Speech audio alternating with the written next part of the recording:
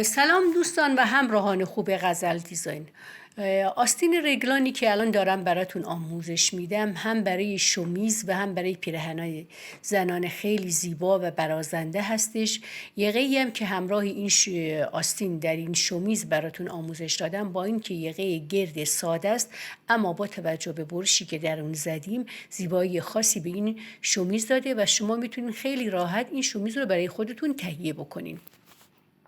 دوستای خوبم، اگه آموزش‌های ما براتون کاربردی میتونین با سابسکرایب کانال ما و زدن زنگوله کنار آن و انتخاب گزینه آل کلیه آموزش‌های قبلی ما رو دریافت بکنین و جزو اولین افرادی باشین که آموزش بعدی ما رو دریافت میکنین. لطفاً نظرات و پیشنهادات خودتون رو برای ما کامنت بکنید و لایک هم یادتون نره. ما احتیاج به یه دونه الگوی بالاتنه جلو و بالاتنه پشت و همچنین یه دونه آستین داریم. به هر روشی که بلدین الگو تهیه کنین، الگوی اولیه رو تهیه بکنین و این تغییراتی که لازمه روی اون اعمال بشه رو اعمال بکنین. البته من آموزش تهیه الگوی اولیه رو هم براتون در کامنت ها حتما میذارم.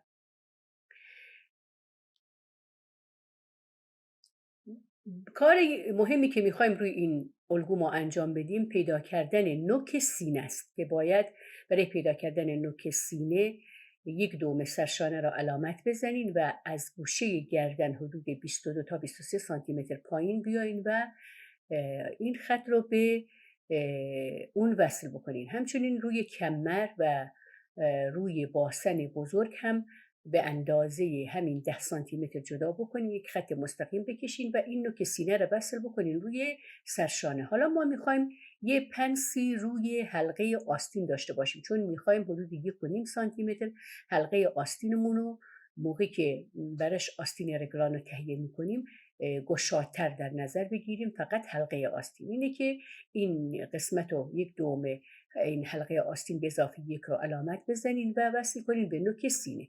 حالا الگو رو برش بزنین.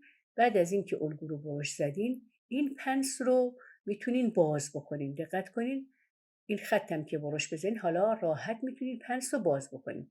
اگر خواستین در کمر هم پنس داشته باشین میتونین از دو طرف یکنیم یعنی حدود 3 سانتی متر هم روی کمر پنس بگیرین. همین برشی که من الان زدم این همون پنسی. اگر هم نخواستین که هیچی.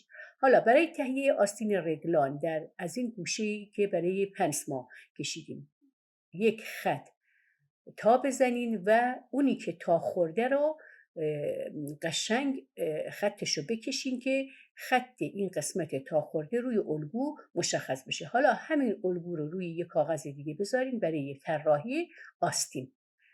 سنجاق بکنین با دقت. بعد پنس رو حدود 1.5 سانتی متر باز بکنین، چون ما میخوایم در حلقه آستینمون حدود 1.5 سانتی متر گشادتر باشه. این کار به آستین رگلان مقدار زیبایی بیشتری میده. بعد از اینکه اینو سنجاق زدین حالا آماده شدیم برای اینکه آستین رو روش بذاریم. برای تهیه آستین رگلان شما حلقه گردن رو تقسیم بر 2 بکنین و اون علامتی رو که زدین وصل بکنین به روی این پنسی که ما علامت زدیم. بعد یه دونه الگوی آستین میارین، قسمت جلو رو یه رولتی بکنین مثل کاری که من الان انجام دادم. بعد از این قسمت میتونین استفاده بکنین، از اینی که من الان رولت کردم استفاده بکنین و روی این گوشه‌ای که قبلا طراحی کردیم بذارین.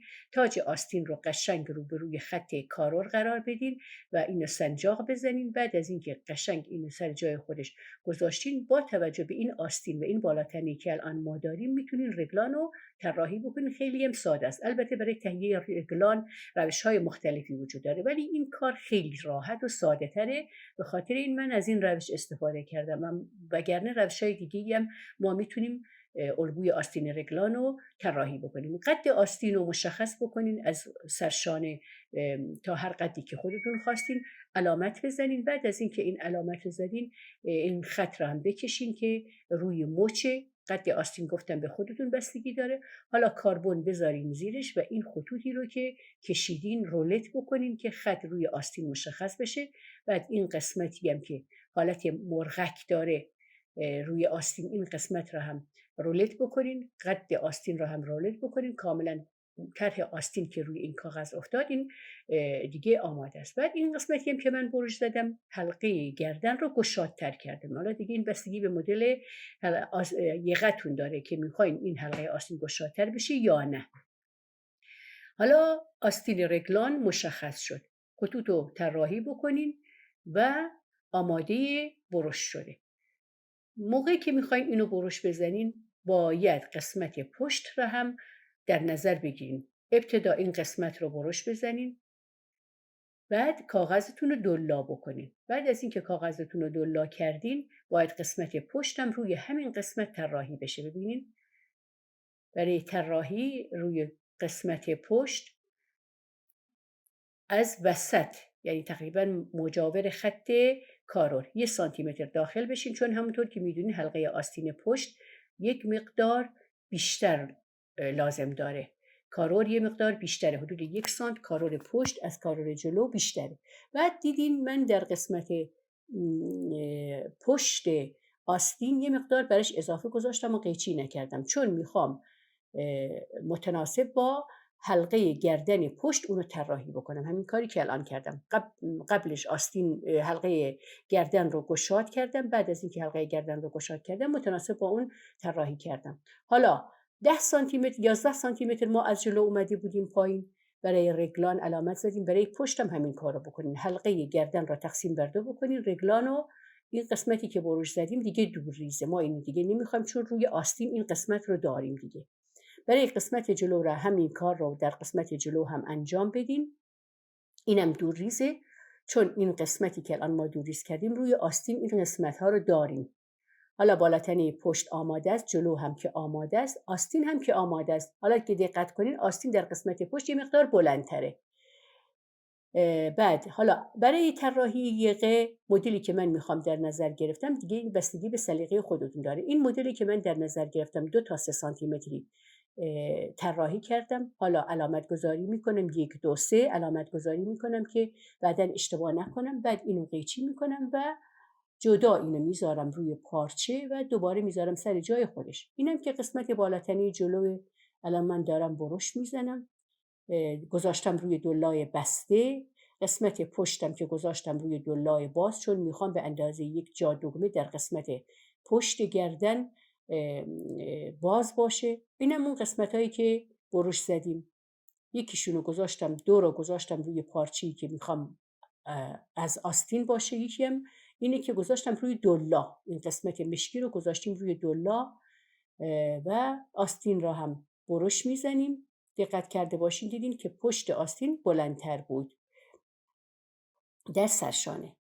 بعد حالا الگوها آماده است. حالا نوبت دوخته.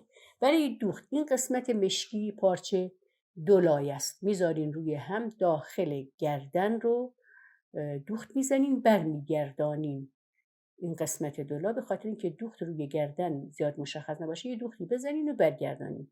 اتو بزنین که قشنگ سر جای خودش. بعد از اینکه برگشت حالا قشنگ با دقت سنجاق بزنین و اونو اتو بکنین. آماده که شد این قسمت دوم رو بهش وصل میکنین و بعد از اینکه این قسمت هم بهش وصل شد دیگه میخوایم دوباره اینو بذاریم سر جای خودش روی بالاتنه قسمت جلو. این که آماده شد، دوخت خورد و اتو شد، این قسمت میره رو بالاتنه جلو. اینم که بالاتنه جلوه، این قسمتی که برش زدیم دوباره گذاشتیم سر جای خودش. این را هم دوخت میزنیم، آماده میکنیم، اتو میکنیم و بعد از این دیگه باید آستینا رو بهش وصل بکنیم. بعد از اینکه این دوخت رو زدیم، این قسمت سر جای خودش بعد از این قرار گرفت، آستینا. حالا اینم قسمت پشت به اندازه یه دونه جا دگمه من در قسمت پشت باز گذاشتم. بعد حالا آستینا رو بهش وصل میکنم. حالا در این موقع دقت کنین که قسمت پشت و جلو اشتباه نکنین. پشت یه مقدار بلندتره، باید پشت رو حالا من سنجاق بزنم. پشت آستین رو به قسمت بالاتنه پشت سنجاق میزنم. اینو که دوخت زدم، کار تموم شد، در 2 طرف این کار رو انجام دادم، 2 تا آستین رو وصل کردم. بعد میام، چون پارچه من یه مقدار کش داره، حالت کشسان داره که کش میاد پارچه، همونجوری یه دوخت ساده نمیزنم روی حلقه گردن و سرشانه. برش نوار اوریب میزنم، بهش یه نوار اوریبی روش میدوزم که محکم و ثابت سر جای خودش بیسته و حالت قشنگی داشته باشه. حالا من این آستینا را وصل کردم. دقت کنین برای وصل این قسمتی هم که من الان نوار اوریبی که میخوام وصل بکنیم، دقت کنین نوار اوریبو اول سنجاق میزنم، بعد یه دوخت میزنم روش و برمیگردانم. وقتی که برمیگردانم دیگه دوختم خیلی تمیز میشه.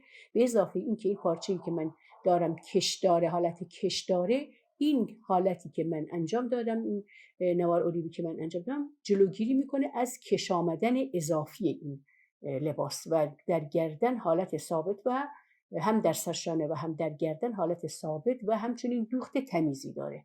حالا برگردوندیم و یه دوختم روی این انجام میدیم و به این ترتیب سرشانه و یقه لباس حالت مرتب و منظم و تمیزی پیدا کرد. بعد از اینکه این قسمت هم تکمیل شد و در دو طرف این کار را هم انجام دادیم، حالا نوبت میرسه به اینکه بیایم قسمت جلو را هم وصل بکنیم. اینم قسمت جلو که قبلا یقش رو آماده کرده بودیم. حالا میمونه وصل حلقه آستین که حلقه آستین را هم سنجاق بزنیم، مرتب و تمیز سر جای خودش بذارین و اینو بذارین زیر چرخ و این قسمت را هم دوخت بزنین و دیگه کلا لباس کار چندانی نداره و کارهای اصلی انجام شد.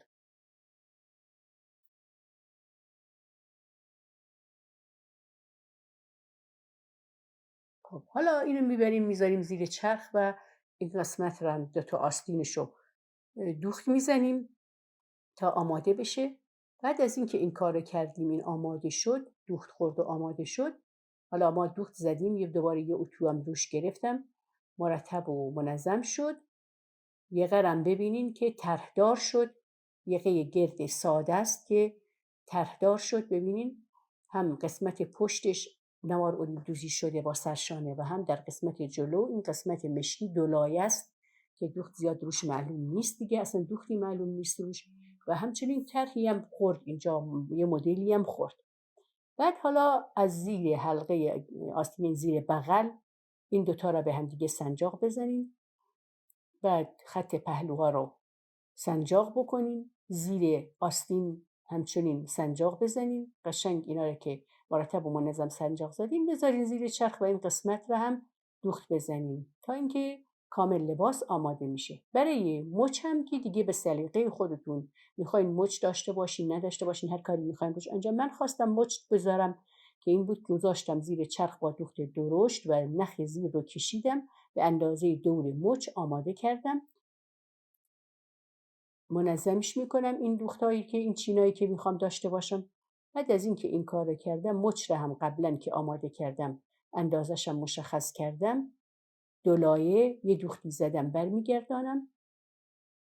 حالا مچم آماده است و میذارم سر جای خودش، مرتب و منظم میکنم، سنجاق میکنم و اینو یه دوختی میزنم. حالا اینم که دوخت زدم دیگه کار تکمیل شد، هم آستین آماده است و هم کل لباس آماده است و دیگه کاری نداره. حالا اینو بذارین زیر چرخ. حالا من گذاشتم زیر چرخ، آستین رو هم آماده کردم، آماده شد. مچو من گذاشتم که چین داشته باشه. آستین رگلان ما با یقه‌ای که برش خورده آماده شد.